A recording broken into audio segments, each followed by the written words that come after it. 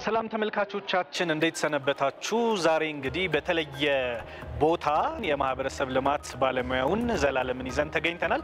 ያለነው ደግሞ በሳይንስ ሙዚየም ነው። የምንነጋገርበት ርዕሰ ጉዳይ ደግሞ ክረምትን ከማህበረሰባዊ አኗኗራችን ጋር አያይዘን የተለያዩ ሀሳቦች ይነሳሉ። አብራችሁን ቆዩ። ዘላለም እንኳን ደህና መጣ። ምንን ያው ዛሬ ለነገሩ የሚመጣ የሚከተል የለውም። ሁለታችንም እንግዶች ነን። አስቀድሜም እንደተናገርኩት ያለነው ደግሞ በሳይንስ ሙዚየም ነው። ሳይንስ ደግሞ ተፈጥሮን እጅግ ውስብስብ እና በጣም ለመረዳት አደጋች የሆነው የተፈጥሮ ስርዓት በቀላል አይነት በላብራቶሪ በእንደዚህ አይነት ሴንተር ውስጥ ምናምን እንድንረዳው ማድረግ የሚያስችል ሌላኛው ኢንስትሩመንት ነው። በእርግጥም ሰው ደግሞ የተሰራው ከዓለምም ከተፈጥሮም ነው። ዓለም የምንለው ፍልስፍናውን፣ ሳይንሱን፣ ሃይማኖቱን ነው የምንለው ፓርት ነው። ተፈጥሮ የምንለው ደግሞ አሁን የምናወራበት ወቅት የሚለውን ሀሳብ ነው። ሰው የተሰራው ከሁለቱ ነው። አሁን ያለነው ክረምት ወቅት ላይ ነው። ክረምት እንግዲህ እንደ ማህበረሰብ ልማት ባለሙያነት ክረምት ማህበረሰብ ላይ ምን አይነት ተጽዕኖ አለው? ክረምትና ሰውንስ እንዴት አድርገህ አያይዘህ ትረዳዋለህ ከሚለው ብንጀምር ደስ ይላል። በጣም ጥሩ። እንግዲህ ክረምት ወደሚለው ሀሳብ ከመጣታችን በፊት ከሰፊውን ጀምር። ተፈጥሮ ከሚለው ሀሳብ ያው አንደኛው ተፈጥሮ የሚገለጥበት መንገድ ወቅት ነው። 4-5 አይነት የወቅቶች አይነት አሉት። አሁን አምስተኛው ወይም የመጨረሻው ወይም ለሚቀጥለው አመት ለመስከረሙ መሸጋገሪያው የሚባለው የወቅት ላይ ነው ያለነው። ስለዚህ ክረምት የሚባለው እንግዲህ ሰውና ተፈጥሮ ደግሞ ሰው ከተፈጥሮ ነው የተሰራው እስከሚያስብል ድረስ የሰውነታችን ቅርጽ እንኳን እንደዚህ ቅርጽ መያዝ የቻለው በዚህ ግራቪቲ በዚህ ስርዓት ውስጥ በመኖራችን ነው። የዚህን ያህል ነው። ለምሳሌ ሪሰንትሊ ከተሰሩ ጥናቶች መካከል አንዱን ማየት እንችላለን።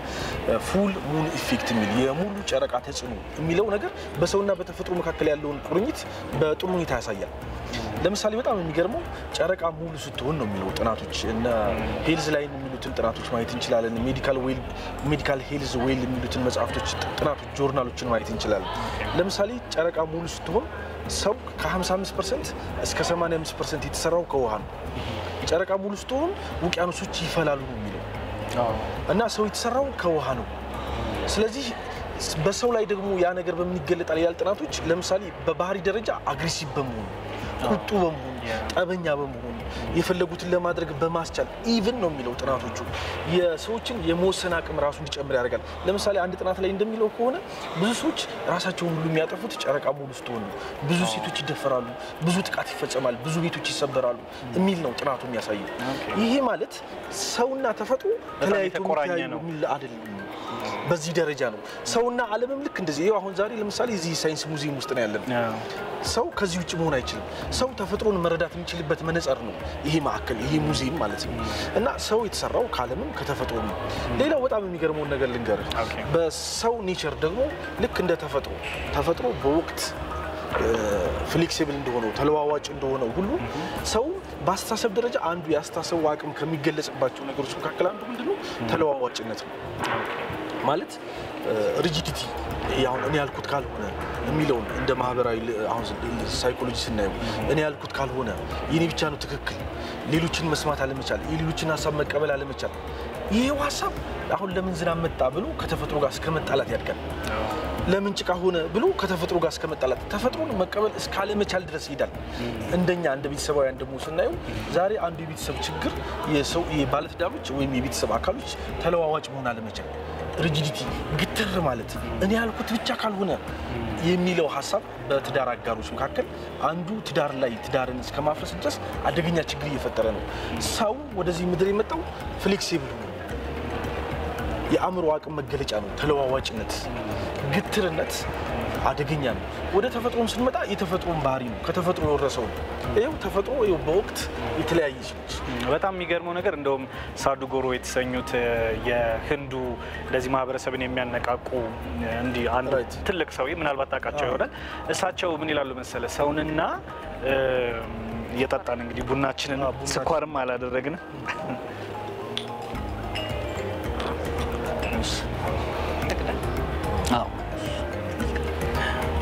እና ሳዱጎሩ ምን ይላሉ መሰለ? ሰውን ከተፈጥሮ ጋር ለማገናኘት ምግብ እንበላለን። የምንበላው ምግብ ደግሞ ከአፈር የሚበቅል ነው። እኛም ደግሞ ከሞትን በኋላ አፈር ነው የምንሆነው። ስለዚህ እኛ አፈር ከሆነን በኋላ እኛ አፈርነታችን ላይ እንደገና ሌላ እጽዋት ይበቅልብናል።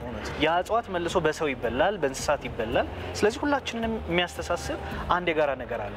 ያ አፈሩ፣ ያ ተፈጥሮ ስለዚህ ተፈጥሮ አንድ ታደርገናለች እኛ አንድ ነን ብለው በዛ አንግል ይገልጡታልና እንዳልከው እስከማንጠፋ ድረስ ተሸጋጋሪ ነን እስከማንጠፋ ድረስ ተወራራሽ ነን ራሱ አሁን ጠፋው የምትለው አፈር ስትሆን ነው አይደል ጠፍተህ ራሱ የዚህ ዓለም አካል ነህ የተፈጥሮ አካል ነህ የቅርጽና የፊዚካል ኬሚካል ለውጥ እንጂ የምትፈጥረው ያው ነህ አዎ መጀመሪያ እንግዲህ ግዘፍ ነበር እንደዚህ ገዝፈ ትታይ ነበር ከዛ ያ የሚነካው የሚዳሰሰው ነገር ማይነካስ ከመሆን ድረስ በመንፈስም በሌሎች በሃይማኖትም ማስተምሮቶች እስከ መረቃቅ ድረስ ብትሄድ እንኳን የዚህ ዓለም የኮስሞሱ አካል ነህ ነው ብለው የሚያምኑት ገርመኝን የተፈጥሮን ባህሪ ስንረዳው እኔም በዚህ ጉዳይ ላይ እንደሰራ ጥናቶች እንደሚያደርግ ሰው አንዱ ስረዳው ምንድነው ተፈጥሮ ለሁሉም ፍጥረት ፍጹም እኩል ነች እና ፍጹሙ ደግሞ የተለያየች ነች ተፈጥሮ ለአንድ ፍጥረት ብላ የምታረገው የምታዳላው ነገር የላትም ያ እውነት ነው በጣም የሚገርመው ለምሳሌ መብረቅ ሲወድቅ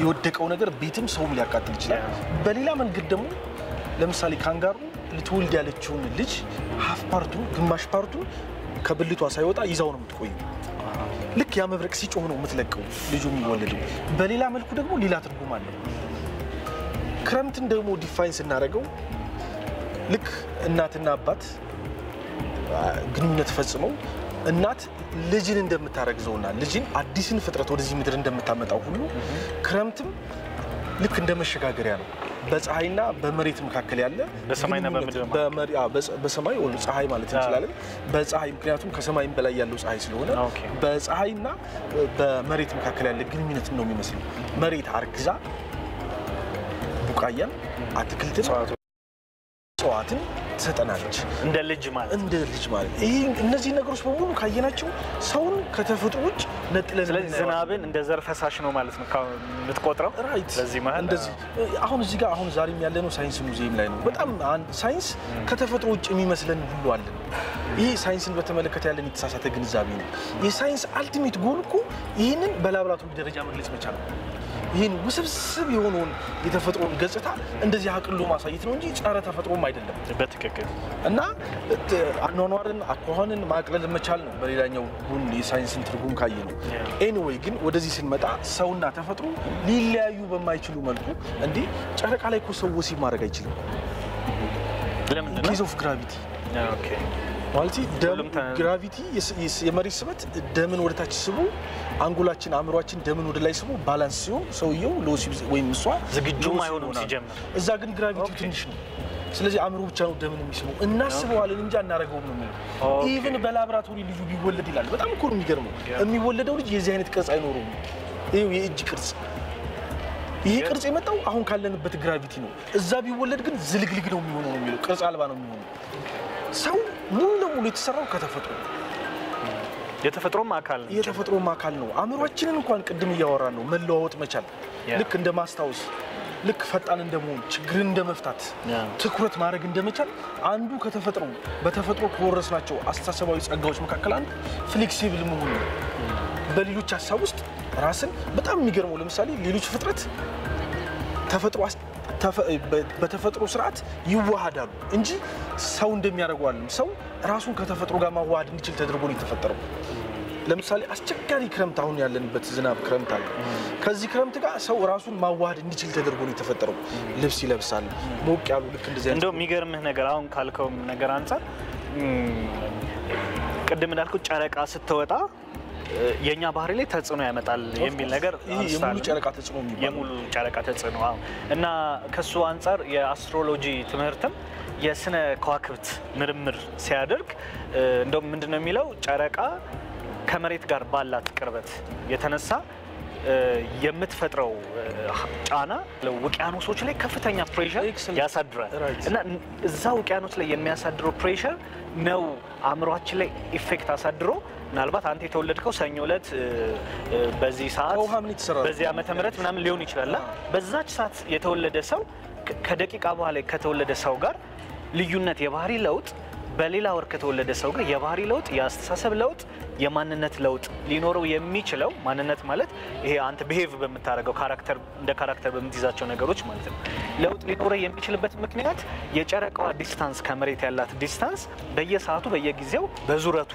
ሳቢያ ስለሚቀያየር ነው የሚል ነገር አንብቤ ነበርና እውነት ነው በዚህ ደረጃ ነው እንግዲህ ሰውና ተፈጥሮ አንድ ናቸው ከዚህ ተፈጥሮ ውጭ መኖር ማንችል ከዚህ ተፈጥሮ ውጭ የሚወጣም የለም የሚገባም የለም የሚገርመው በጣም የሚገርመው ደግሞ ተፈጥሮ ማለት የእያንዳንዱ ፍጥረት የእርስ በርስ ድምር ውጤትም ጭምር ነች በትክክል የአንደኛው ፍጥረት የመኖር ህልውና ያለው በሌላኛው ፍጥረት የመኖር ህልውና ስር ነው እኔ ይሄው ከአትክልት ውጭ መኖራችን ሳይንስን ፕሩፍ የሚያደርግልን ይሄንን እኔ ከእንስሳት ውጭ መኖር አንችልም እንስሳቶችም ልክ እንደዚሁ አትክልትም ልክ እንደዚሁ ከዚህ የፀሐይ ስርዓት ውጭ መሆን አንችልም ምክንያቱም አንዳችን ከአንዳችን ጋር የተያዘ ነገር አለ ወደ ዓለም ስንመጣ እኔ እየኖራለሁ አንተ ጠፋ የሚል የተሳሳተ ኮራፕትድ የሆነ ኮንሴፕት ገባብኝ ኤንዌይ ግን ሰውና ተፈጥሮ በዚህ ደረጃ ተሳስረው ነው የተፈጠሩት ምናልባት እነዚህ ነገሮች ካነሳና አይቀር አሁን ክረምትም ወቅት ነው እና ክረምት ወቅት እንደመሆኑ መጠን ደግሞ መሸጋገሪያም ነው በተለይ ከዚህ ከአንደኛው አመት ወደ አንደኛው አመት ከመሸጋገር በፊት መሀል ላይ ክረምት እንደ ድልድይ ሆኖ ይከሰታልና ምናልባት ወደሚቀጥለው አመት ስናልፍ በክረምት ምን አይነት ዝግጅቶች ያስፈልጋሉ ለሁሉም እድሜ ክልል እንግዲህ ክረምት የሆነ የራሱን ነገር ማምጣት ይችላል አቤላ አሁን የዛሬው ፕሮግራማችን ልክ መስከረም ላይ ይመጣና ብዙ ጊዜ የተለመደ ነገር አለ በአዲሱ አመት ምን አቅዳል የሚለው ኢንተርቪው እሱን ራሱ ዲስፕሩቭ የሚያደርግ ነው የዛሬው መድረካችን እንዴት ማለት ጥሩ ነው ሰው አዲስ አመት ላይ ሆኖ አዲሱን አመት አያቅድም ኦሬዲ ጀምሮታል እየኖረበት ነው አንደኛ እየኖረበት ነው ሁለተኛ የእቅድ ሰዓት ነው ይሳት ይሄ ትራንዚሽን ታይም የ2015 መጨረሻ የ2016 መጀመሪያ ነው የግምገማም ጭምር ነው ራሳችንን የምናይበት ራሳችንን የምንፈትሽበት ራሳችንን ክፍተታችንን ስናቅ በቀረችው ጊዜ ክፍተታችንን ይዘነው ወደ አዲሱ አመት ላለመሸጋገር የምንዘጋበት ዝግጅት ጊዜ ነው ራስን ማዘጋጃ እንለዋለን እንደ ማህበረሰብ ልማት ኮንሴፕት ማለት ነው ክረምት ወቅት ነው ወቅት ዘመን ነው ዘመን ደግሞ ጊዜ ነው እንደዚህ ስንመትረው አሁን የ2015 መጨረሻ የ2016 መጀመሪያ ነው ስለዚህ አንድ ሰው ምን ማድረግ አለበት ራሱን ማዘጋጀት አለበት ሰልፍ ፕሪፓሬሽን የምንለው ለ2016 የምንዘጋጅበት እንግዲህ መዘጋጀት የሚለውን ሐሳብ ካየነው በሶስት መንገድ እንረዳዋለን አንድ ካለፈው እንዴት ነው እንዴት አሳለፍኩት የባለፈው 2015 እንዴት ነበርኩ ብለን ራሳችንን የምንጠይቅበት ሰዓት ነው ይሄ ሰዓት ሁለት ራሳችንን በመጠየቅ ውስጥ ከለየን በኋላ ክፍተትና ኳሊቲያችንን ክፍተታችንን ለመሙላት ራሳችንን የምናስነሳበት ሲዝንም ነው በቀሩ የ2016 መግቢያ ጊዜያቶች ውስጥ ክፍተታችንን እንሞላለን ሶስተኛ ለሚመጣው ደግሞ ራሳችንን እናዘጋጃለን ራሳችንን በማብቃት ውስጥ ማለት ነው ስለዚህ ይሄ ክረምት የሽግግር ወቅት ነው ራሳችንን ከ2015 ወደ 2016 የምናሸጋግርበት ከዚህ ውስጥ አንዷን ስፔሲፊክ አስፔክት እናውጣት ካለፈው እንዴት እንለያይ ካለፈው እንዴት እንፋታ ባለንበት ሆነን እንደገና አዲስ እቅድ ነው የምንጨምረው እነዛ የድሮ ክፍተቶቻችን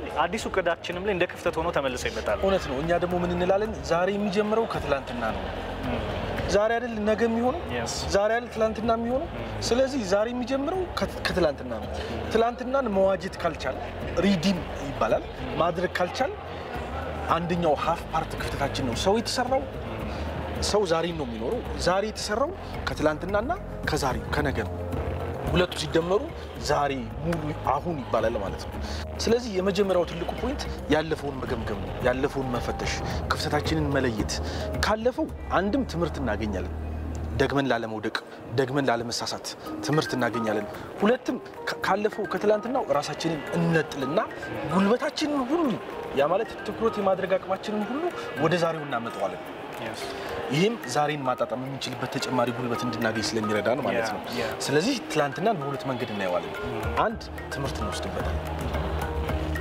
ስለዚህ የማንፈልገውን ደግሞ እንተወዋለን ይዘነው የምናልፈው ነገር እውቀት ኤክስፒሪየንስ ትምህርት ይሆናል ማለት ነው እሱን ይዘን እንመጣለን ይሄኛው አንደኛው ራስን ማዘጋጃ መንገድ ነው ሁለተኛ ዛሬን አሁንን ለመኖር ነው አሁንን ደግሞ በጣም እንደው ባጽሞት መናገር የምፈልገው ስለ ግለ ኃላፊነት ነው አሁን ስላለንበት ተጠያቂ ነን ለምሳሌ የክረምት ስርዓቱን ካየነው ክረምት የጀመረው ቀደም ብሎ ነው ዝናብ ይዘነበው መዝነብ የጀመረው አሁን ለምሳሌ እንደ አዲስ አበባ ካየነው ረጅም ቆየ ክረምት ከገባ ለዚህ ችግር ነው ከተባለ ሪስፖንሲብል ነን በጎም ነው ከተባለ ሪስፖንሲብል ነን አሁን ላለንበት ህይወት ማንንም ተጠያቂ መሆን አይችልም ኃላፊነት ምን ወስደው ራሳችን አሁንን ማጣጣም የምንችልበት ጉልበትም ያለው አሁን ላለንበት ኃላፊነትን ስንወስድ ነው። እጃችንን የምንቀሰር ወደ ሌሎች የምናላክክ በሌሎች ላይ የምንለጥፍ እና ስለ አሁኑ ደግሞ ግዴለሽ ደንታቢስ የማይመለከተንን ብለን የምናስብ ከሆነ ዛሬን አሁንን ማጣጣም አንችልም።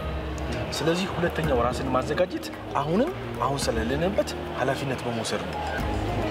ሶስት ራሳችንን የምናዘጋጀው ለሚቀጥለው እቅድ በማውጣት ነው። ንድፈ ሐሳብ እንግዲህ ካለፈው ትምህርት ወስደን ዛሬን እያጣጣምን ለሚቀጥለው በመዘጋጀት ውስጥ ንድፈ ሐሳብ እናዘጋጃለን። ቀጥሎስ እንዴት ነው?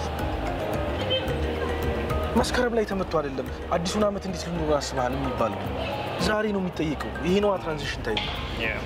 ስለዚህ ለ2016 መኖር የምንችልበትን ጉልበት ሁሉ አቅደን የምንነሳው አሁን ክረምት ላይ ነው። በጣም አሪፍ። እንደው ጠቅለል ለማድረግ ያክል ያነሳቸውን ሀሳቦች ስንመለከታቸው ክረምት ራስን ማወቂያም ጭምር ነው እንደማለት ነው። ምክንያቱም ራስን ስታውቅ ነገ ዴስቲኒን ታውቃለህ፣ የት እንደምትደርስ ታውቃለህ። ስለዚህ ለነገ ታቅዳለህ፣ ታልማለህ።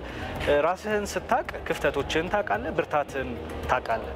እንደውም በቢዝነስ ኮንሰፕት ስዎት አናሊሲስ የሚባል ስትሬንግዝ፣ ዊክነስ፣ ኦፖርቹኒቲ ምናምን የሚባሉት ነገሮች እና እነሱን እንደ ግለሰብ ራስ ላይ ትመረምራለህ። ምንድነው ጥንካሬ? ምንድነው ድካሜ? ምንስ አማራጭ አለኝ? ምንስ እድል አለኝ? እንደገና ለሚቀጥለውስ ምን ላድርግ በሚለው ውስጥ ራሳችን ላይ ሰልፍ ኢንቨስትመንት ምን ነው ራሳችን ላይ ኢንቨስት ሁሉ እናደርጋለን። ለምሳሌ አሁን ክረምት ተማሪዎች የረፍት ጊዜያቸው ነው።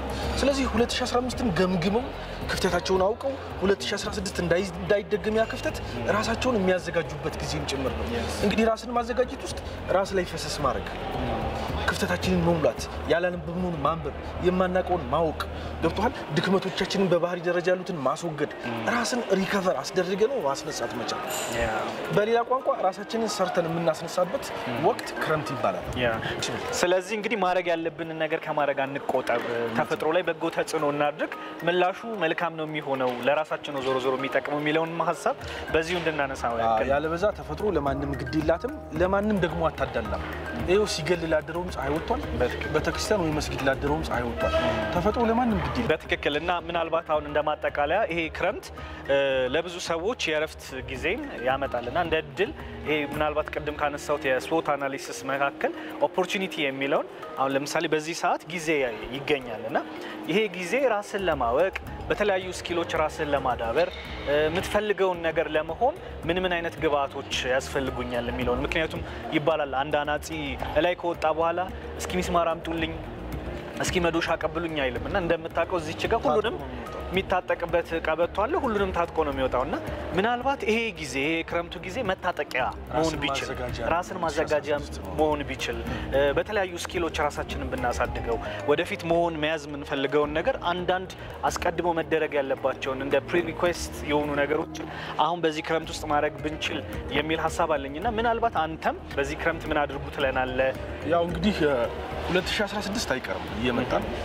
ስለዚህ ለሚመጣው ራስን ማዘጋጀት ተመካሪ አንድም ቅድም ለማለት እንደሞከር ነው የኛ ያልሆነው እኛን የማይመስለው የማንፈልገውን የሚጎዳንን የማይጠቅመንን ከኛ ቆርጠን በመጣል ራስን ማዘጋጀት ለኛ ሊሆን የሚገባው የሚያስፈልገንን የሚጠቅመንን የምንወደውን ራሳችን ላይ በመጨመር ራሳችንን ማዘጋጀት እና ሜንሊ ደግሞ ካለፈው ራሳችንን ማስተማር እና ለአዲሱ ነገር ራሳችንን ማብቃት እንዳለብን ከወዲሁ መናገር እንደ መልእክት ማስተላለፍ ፈልጋለሁ። ሌላው በጣም የሚገርመው ክረምት ደግሞ ለምሳሌ ቀዝቃዛ ሀገርና ሙቀት ሀገር የሚኖሩ ሰዎች እኩል ያስተሳሰብና የባህሪ አቅም እንደሌላቸው ጥናቶች የሚናገሩት ሰው በዚህ ደረጃ ነው ከተፈጥሮ ጋር ስቲክ ያደረገው። ስለዚህ ክረምት የበለጠ የምንነቃበት ንቁ የምንሆንበት እንዲሆንልን ምኞቴንም ማስተላለፍ ፈልጋለሁ። በጣም አመሰግናለሁ። እኔም በእውነቱ ከሆነ በጣም አመሰግናለሁ። መልካም ጊዜ